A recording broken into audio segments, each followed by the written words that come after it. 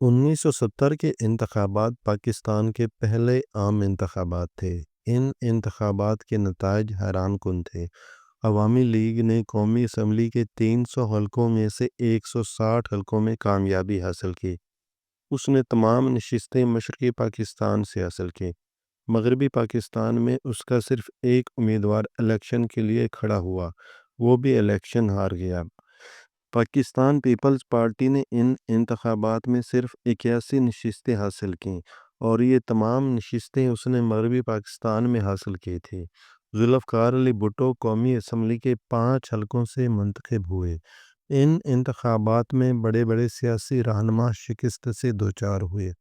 Election ہارنے والوں میں جی ایم سید، عبدالصمد اچکزئی، فضل القادر چودھری، پروفیسر غلام اعظم، ڈاکٹر جاوید اقبال، اے کے بروہی، مولوی فرید احمد، خواجہ خیر الدین، ایوب کھوڑو، قاضی فضل اللہ، سردار بہادر خان، ایئر مارشل اصغر خان، یوسف خٹک، میاں طفیل محمد، میاں یاسین وٹو شامل تھے۔